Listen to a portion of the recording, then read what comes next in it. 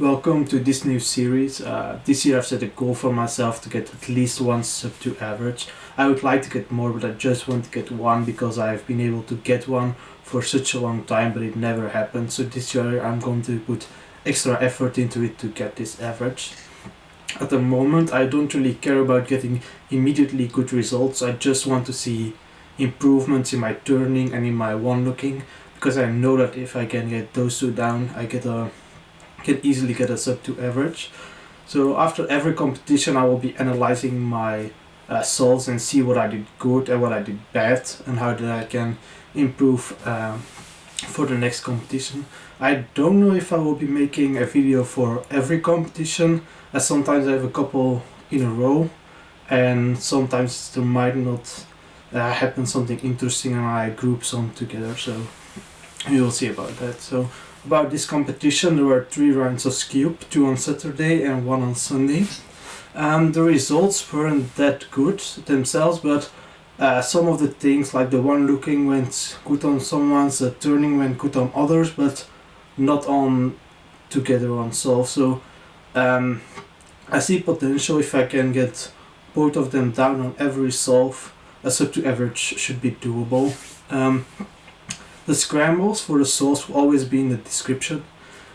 For this competition I switched back to the GAN. I've been using the Moyu for 4 months I think, and I switched back to the GAN because I was getting at home like lockups and in competition also lockups.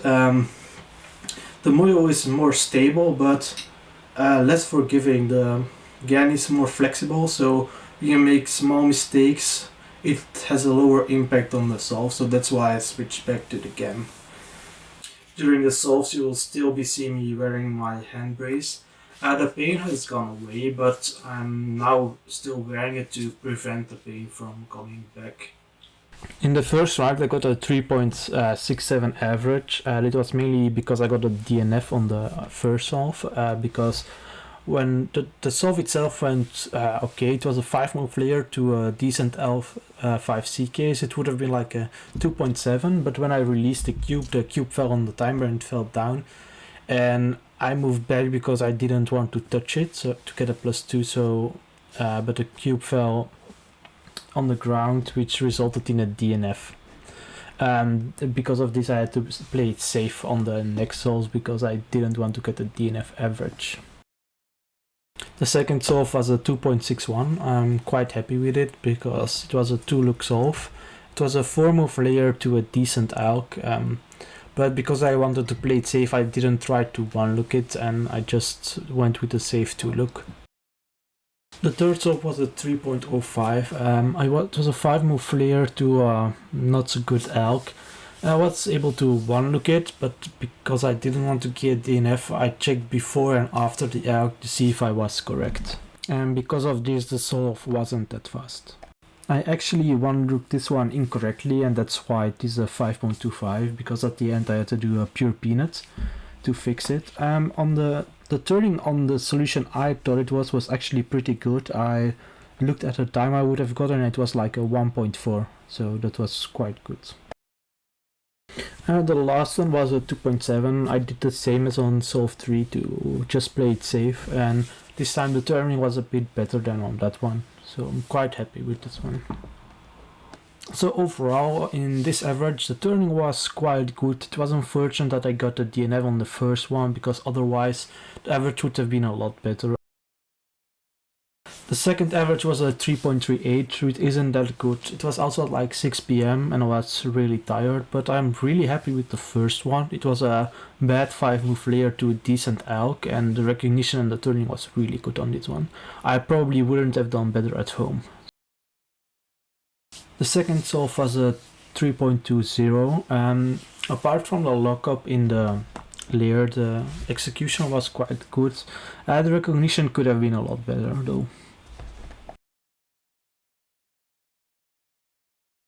The third one was a 3.65. I'm not happy with this solve because it was an easy case to 1-look. I 1-looked it correctly, but again I had a really big lockup during the layer. And then the turning on the ALK was quite good though. This solve was a 4.24. I'm quite happy that I was able to one-look it because it was a one move to a case I knew, and in the past I've had a lot of trouble with it. But again, the execution wasn't that good. This time the layer went well, but it was a sledge to hedge cancel, and for some reason I locked up on the hedge cancel. The last solve was a 3.30. I had a lot of lockups on this solve. It's because I tried to one-look it, but I wasn't able to do it. It was again one move to a case I know. It was to this case, and I differentiated from this case by looking at the top center and look if it goes to the front or the back, but that's actually just unnecessary if you know in which direction the swirl goes, so I'm going to switch to that because any other case in the swirl room I would have been able to one look. So in the final I had a 3.15 average, and this first solve was just bad. I wasn't able to one look it, the recognition was bad, and the turning was also bad.